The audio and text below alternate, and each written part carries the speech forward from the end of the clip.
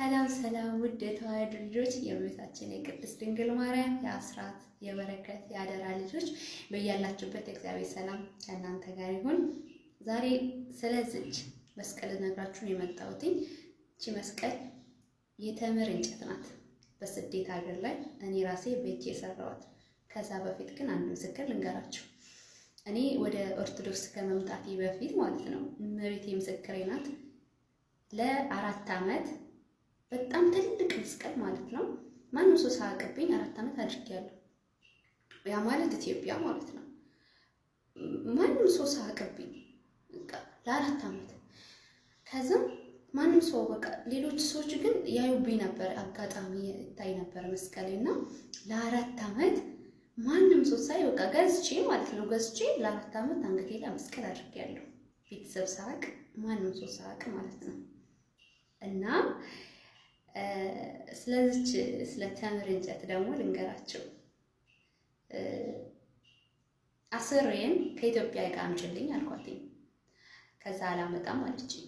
አታመጭም እሺ አልኩኝና እቺ መስቀል ሄድኩኝ ደጅ ላይ ተምር ነበርና ሳይ እንጨት ነው ጠንካራ ነው አልኩኝና ተምሩን አስቡ አንገቴ ላይ መስቀል አልነበረኝም እዚህ ሀገር ስመጣው ማለት ነው።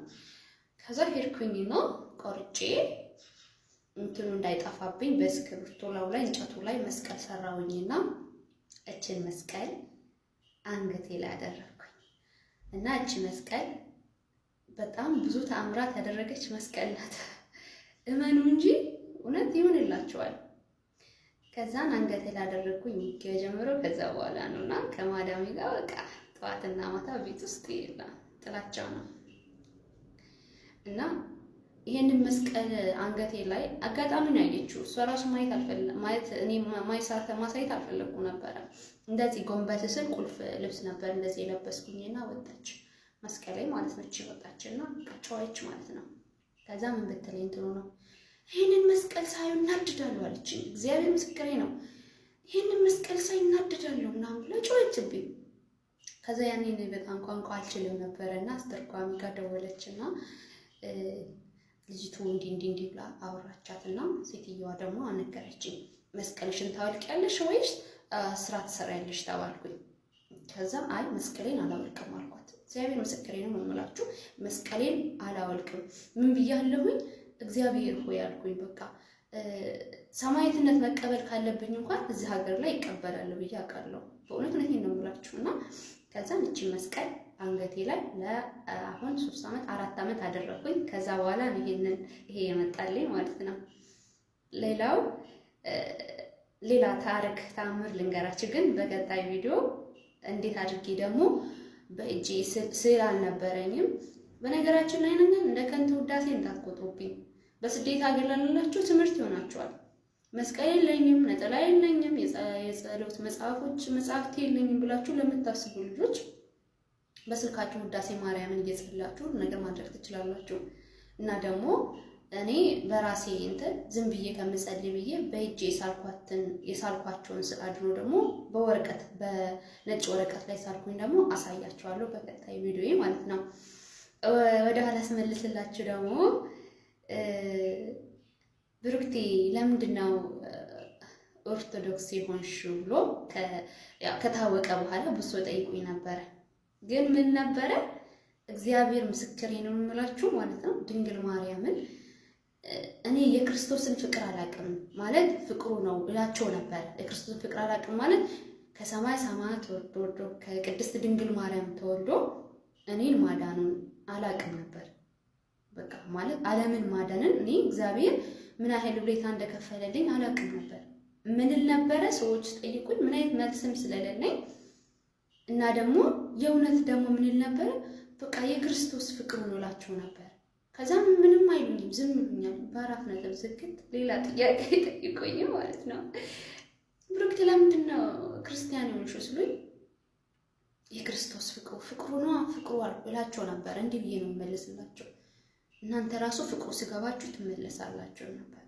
እኔ በዛን ሰዓት ቅዱስ ገብርኤልንና ድንግል ማርያምን ነው የማውቃቸው። እና ሰዎች ወደ ቤተ ክርስቲያን ሲሄዱ በጣም እቀና ነበር። ነጠላ ለብሰው ሲሄዱ ምናምን በቃ እኔ መቼ ነው እንደነዚህ ሰዎች የምሆነው? እኔ ሳድጉላ በቃ እኔ ያለሁበት ግዴታ እኔ ሳድጉላ በቃ አለ አይደለም ቶሎ አድጌ ወይም ደግሞ ቶሎ በጣም ትልቅ ሰው ሆኜ ወደዛ መሄድ እመኝ ነበር። መቼም እንደነዚህ ሰዎች መሆን የምፈልገው ነበረና እግዚአብሔር አምላክ አደረገ። እኔም ደግሞ ብዙ ታምራት ነው እግዚአብሔር አምላክ አድርጎልኛል። ከዛ በኋላ ግን ነጠላም ገዛው፣ አንዳንድ ነገሮችን ገዛው። ግን ስዕል እንዴት አድርጌ በእጄ ስዬ እንደምጸልይ ደግሞ አሳያቸዋለሁ ማለት ነው በቀጣይ ቪዲዮ። መብራን ባላችሁበት ተብቃቾቼ። በጣም ምትገርም የተምር እንጨት ናት። ያው እስቲ ለ4 ዓመት እግዚአብሔርን በጣም ወዳት በጣም እንጃ። እኔ እንግዲህ ኢትዮጵያ ቦን ይዣት ገባለሁ። በጣም ብዙ ታምራት ነው ያደረገች። እንትን በእሳት ምናምን አድርጌ ነው አልበሳ ብሎኝ ራሱ ማለት ነው። እና በእሳት አድርጌ ምናምን ነው የበሳዋት። እና እንግዲህ እንጨት አምላኪ ምናምን ለምትሉን ብዙ ተአምራት ያደረገ መስቀል ነው።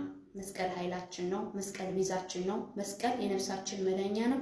አይሁድ ይክዱታል፣ እኛ ግን እናምናለን። ያመንነው እኛ ድነናል። ስለዚህ እንድናለን፣ ድነንማልና ይኸው እቺ መስቀል ያዋት አታምሩ በማርያም እና አንደኛው ምስክሬ ነው። ቀጣይ ደግሞ ቆይ ሲል እንዴት አድርጌ ስዬ ጸልይ እንደነበር ደግሞ አሳያቸዋለሁ በማርያም። እንደገና ተወዳሲ እንዳትወስዱብኝ። ለሌሎች ልጆች ክርስቲያን ለሆናችሁ በማይመች ቦታ ሆናችሁ ለምትጸሉ ሰዎች በጣም ጥንካሬ ስለመሆናችሁ ብዬ ነው። አደራሽ ሰላም ዋልልኝ። በጣም ነው ወዳችሁ። ድንግል ማርያም ጠብቃችሁ።